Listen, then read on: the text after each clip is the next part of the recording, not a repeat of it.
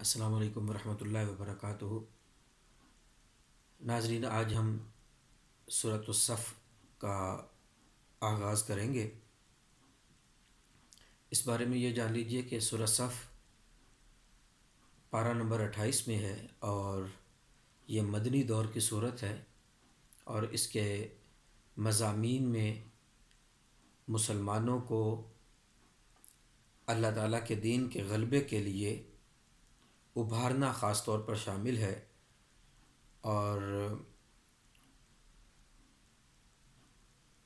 صف کے معنی قطار کے ہیں، جو میں آگے چل کے بتاؤں گا کہ یہ لفظ اس سورہ کے آیت نمبر 4 سے لیا گیا ہے، جو اس کی وجہ تسمیہ بنا۔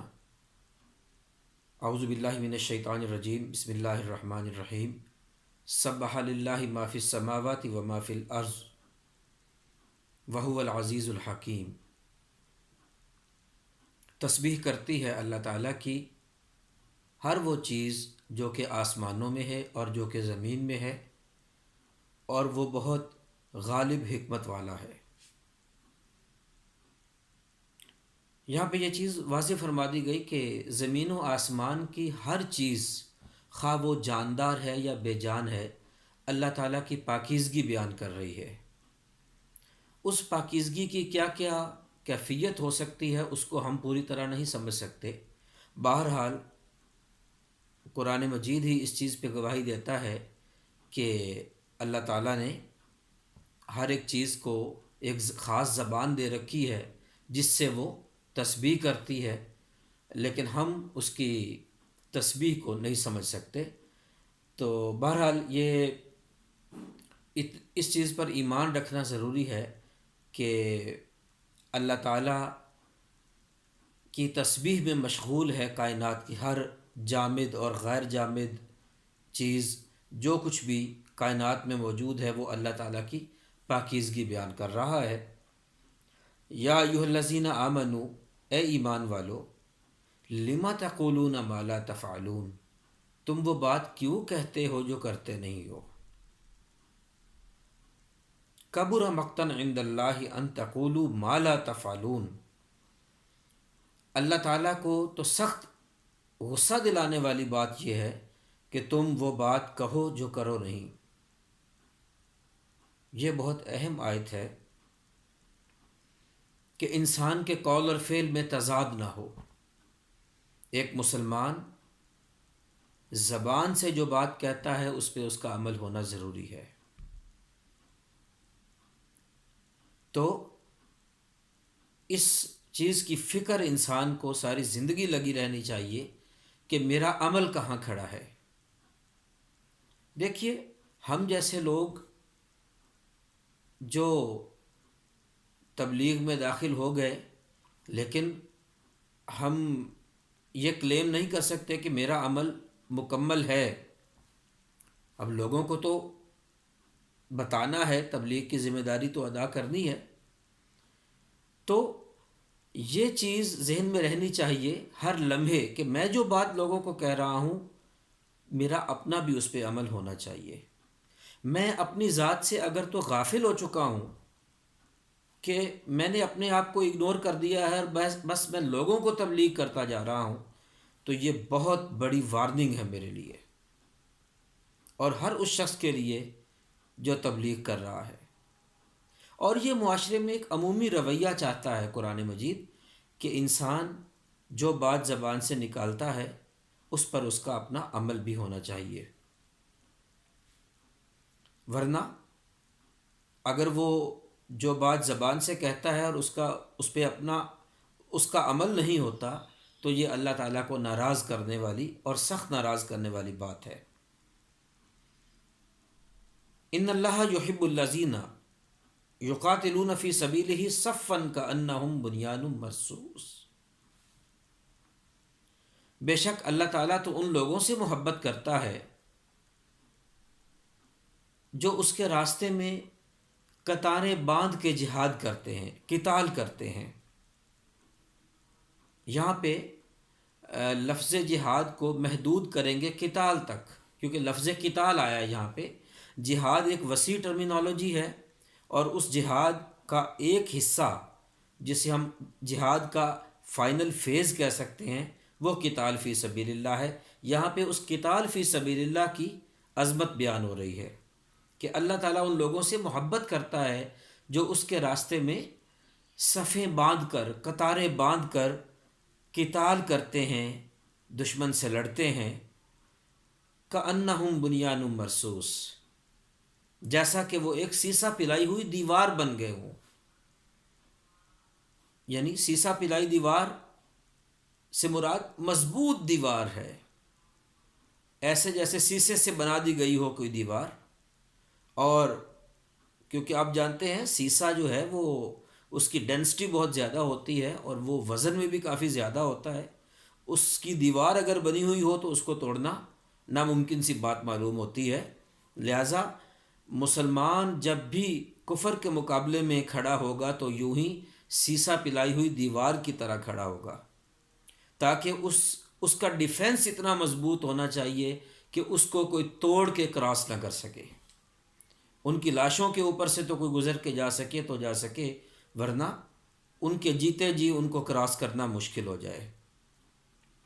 تو ایسے لوگوں سے اللہ تعالیٰ محبت کرتا ہے جو ایسے اس کے راستے میں قتال کرتے ہیں، ایسا ڈیفنس لائن بن جاتے ہیں اپنے دین اور اپنے مسلمان بھائیوں کو بچانے کے لیے کہ انہیں کراس کرنا مشکل ہو جاتا ہے۔ اب ان آیات کو ذہن میں رکھیے اور غور کیجئے کہ اللہ تعالیٰ ہم سے کیا چاہتا ہے۔ اللہ تعالیٰ ہم سے صرف یعنی انسان سے، مسلمان سے صرف زبانی تسبیح و تقدیس نہیں چاہتا، وہ تو دنیا کی ہر چیز کر رہی ہے۔ اگر میں بھی صرف زبانی تقدیس پہ ہی اکتفا کروں، زبانی تسبیحات پہ اور تکبیرات پر ہی اکتفا کروں اور اس سے بڑھ کر اللہ کے دین کے لیے کچھ نہ کروں، تو میرے اور دنیا کی باقی چیزوں کے درمیان کیا فرق رہ گیا؟ تو اللہ تعالیٰ مجھ سے جد و جہد مانگتا ہے، اور اس جد و جہد کا آخری نقطہ کیا ہے؟ قتال فی سبیل اللہ، کہ میں اپنی جان کو لے کے حاضر ہو جاؤں اللہ کے دین کے نفاذ کے لیے۔ آیت نمبر 5 پہ آئیے۔ وَإِذْ قَالَ مُوسَىٰ لِقَوْمِهِ يَا قَوْمِ لِمَ تُؤْذُونَنِي وَقَدْ تَعْلَمُونَ أَنِّي رَسُولُ اللَّهِ إِلَيْكُمْ۔ اور جب حضرت موسیٰ علیہ السلام نے کہا اپنی قوم سے، اے میری قوم تم مجھے تکلیف کیوں دیتے ہو، اور بے شک تم جانتے ہو کہ میں تمہاری طرف اللہ کا رسول ہوں۔ فَلَمَّا زَاغُوا، پھر جب انہوں نے ٹیڑھا راستہ اختیار کیا، أَزَاغَ اللَّهُ قُلُوبَهُمْ، اللہ نے خود ان کے دلوں کو ٹیڑھا کر دیا۔ وَاللَّهُ لَا يَهْدِي الْقَوْمَ الْفَاسِقِينَ، تو اللہ تعالیٰ ایسے گناہ گاروں کی قوم کو ہدایت نہیں دیتا۔ حضرت موسیٰ علیہ السلام بنی اسرائیل کے صاحب شریعت رسول ہیں، یعنی بنی اسرائیل کو حضرت موسیٰ علیہ السلام کے ذریعے سے تورات عطا ہوئی، اور تورات بنی اسرائیل کی شریعت کی کتاب ہے، احکام زندگی کی کتاب ہے، اور حضرت موسیٰ علیہ السلام کا مقام اولو العزم پیغمبروں میں ہے، اور جن کا قرآن مجید میں بارہا ذکر ملتا ہے، اور ان کے واقعے کو اللہ تعالیٰ نے بہت ساری جگہوں پہ بیان کیا ہے۔ تو حضرت موسیٰ علیہ السلام اپنی قوم سے ایک گلہ کر رہے ہیں کہ اے میری قوم تم مجھے تکلیف کیوں دیتے ہو، جبکہ تم جانتے بھی ہو کہ میں تمہاری طرف اللہ کا رسول ہوں، تو اس جاننے بوجھنے کے باوجود تم مجھے تکلیف دیتے ہو، یعنی میری نافرمانی کرتے ہو۔ کیونکہ بنی اسرائیل کے بارے میں آپ کو معلوم ہوگا کہ مجموعی اعتبار سے بنی اسرائیل بے وفا قوم ثابت ہوئی۔ انہوں نے اپنے انبیاء اور رسل کے ساتھ اچھا سلوک نہیں کیا، اللہ تعالیٰ کے ساتھ کیے ہوئے وعدوں کی پاسداری نہیں کی۔ تو اب قرآن مجید کیا فرما رہا ہے؟ فلما زاغوا، پھر جب انہوں نے ٹیڑھا راستہ اختیار کیا تو اللہ تعالیٰ نے ان کے دلوں کو ٹیڑھا کر دیا۔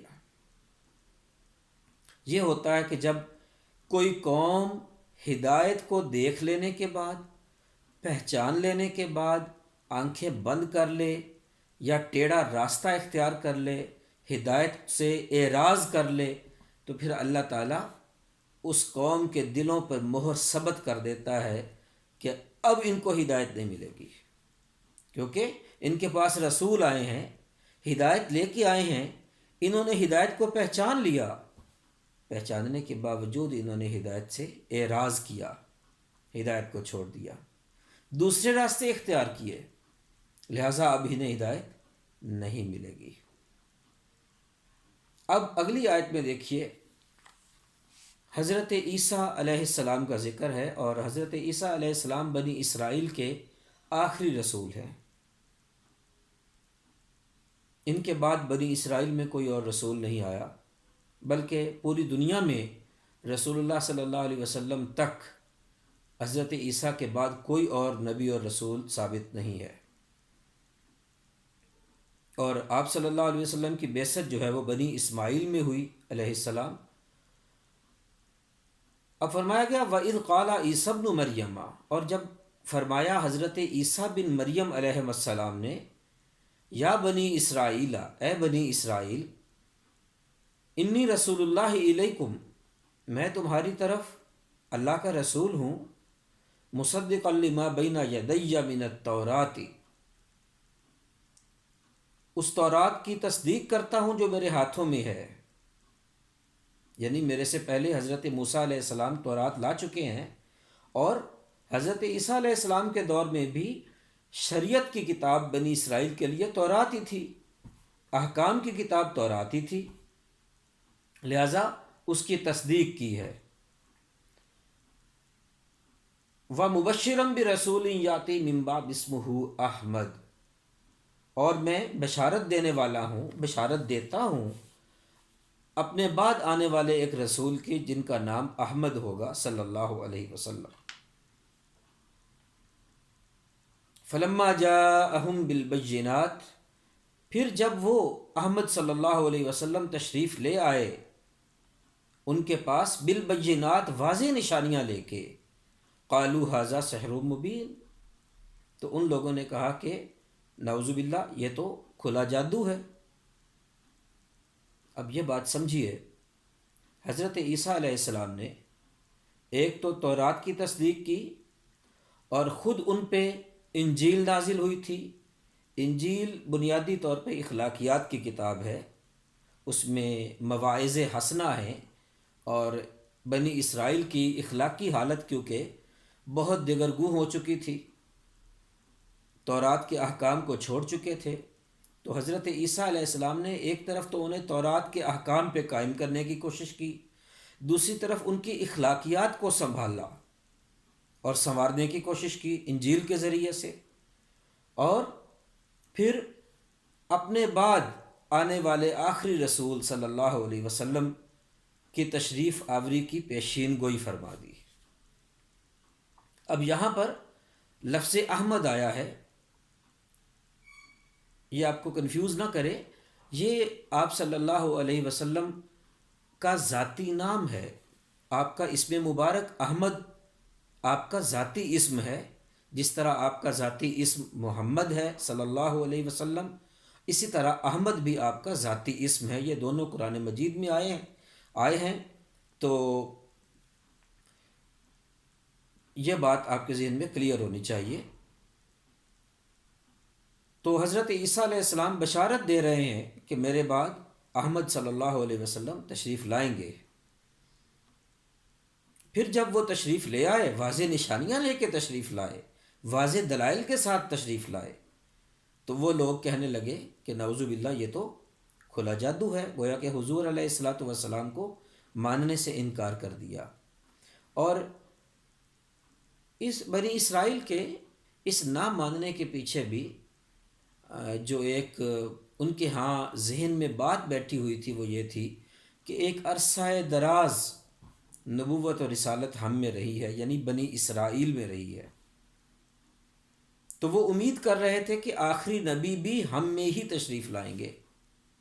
حالانکہ اللہ تعالیٰ نے ان سے کوئی ایسا وعدہ نہیں کیا تھا کہ آخری نبی تم میں آئیں گے، نہ ہی حضرت عیسیٰ علیہ السلام نے ان سے کوئی ایسی پیشین گوئی کی کہ وہ بنی اسرائیل میں سے آئیں گے۔